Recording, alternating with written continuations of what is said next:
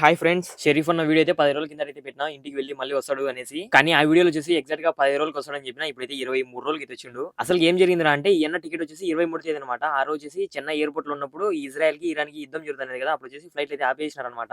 ఆ రోజు అయితే చాలా మంది చెన్నై ఎయిర్పోర్ట్ నుంచి ఇంటికి వెళ్ళిపోయింది అనమాట. 23 తేదీ నైట్ అయితే ఈ అన్న కూడా ఇంటికి అయితే వెళ్ళిపోయిండు. డైరెక్ట్ ఇంటికి వెళ్ళిపోయి వాళ్ళ బాబాకి అయితే కాల్ చేసిన అనమాట. ఇట్లా ఫ్లైట్ అయితే క్యాన్సిల్ అయిపోయింది, నాకు మళ్ళీ టికెట్ వేయనే వస్తా అని చెప్పేసి. ఇంకా వాళ్ళ బాబా కూడా తెలుసు అనమాట, ఇట్లా వార్ జరుగుతుంది కాబట్టి ఫ్లైట్ క్యాన్సిల్ అయినాయి అనేసి. వాళ్ళ బాబు నాకు ఏం చేసేది లేక మళ్ళీ ఒక 10 రోజుల తర్వాత అయితే టికెట్ అయితే వేసిండు. ఈ రోజు అయితే వచ్చిండు. యాక్చువల్ గా అయితే నేను ఎన్నో ఉన్నప్పుడైతే డైలీ బయట ఇన్నతోనే మాట్లాడుతూ బయట తిరిగేవాళ్ళం అనమాట ఇద్దరం కలిసి. నేనైతే ఒక 10 రోజులు రూమ్ నుంచి బయటికి రాలేదన్నమాట. ఇంకా నాకు ఎవరు లేరనేసి. ఇంకా ఏదైనా మా కోవిడ్ వాళ్ళకి ఫోన్ చేసి బయటికి రా అంటే కనుక వెళ్ళేవాని, లేదంటే అసలు వెళ్ళేవానే కాదు. మా ఏరియాలో ఈ అన్న ఉండడం వల్ల నాకైతే చాలా బెస్ట్ అయిపోయింది. ఎందుకంటే నాకు వచ్చిన కొత్తలో కూడా ఏం తెలియదు అనమాట. తెలుగు వాళ్ళు ఎవరు లేరు అనుకుంటా నిన్న ఈయనైతే నాకు దొరికిండు. ఇంకా అలా ఇద్దరం మాట్లాడుకుంటూ లూడో ఆడుకుంటూ టైం మంచిగా గడిచిపోయేది. నిజంగా అయితే చెప్తున్నా, కోవిడ్ కి డ్రైవర్ కి వచ్చిన తర్వాత ఏ ఏరియాలో పడతామో తెలియదు అనమాట. ఆ ఏరియాలో మన తెలుగు వాళ్ళు ఉంటే కనుక వచ్చే హ్యాపీనెస్, ఆ ఫీలే వేరు ఉంటుంది. కోవిడ్ కి వచ్చిన తర్వాత కొత్త పరిచయాలు, కొత్త ఫ్రెండ్స్ అందరూ భలే యాడ్ అవుతారు. ఇంకా వాళ్ళతోనే సంతోషమైన, బాధ అయినా ఏదైనా వాళ్ళతోనే షేర్ చేసుకుంటూ హ్యాపీగా అయితే ఉండొచ్చు 2 ఇయర్స్. మెయిన్ గా ఈ వీడియో చూసి మీరు కోవిడ్ కి కొత్తగా వచ్చిన తర్వాత మీకు బెస్ట్ ఫ్రెండ్ పరిచయం పెట్టాడు కదా, అతనికి షేర్ చేసేయండి. ఓకే, అండ్ అలానే వీడియోకి లైక్ అండ్ సబ్స్క్రైబ్ చేయండి. Thank you.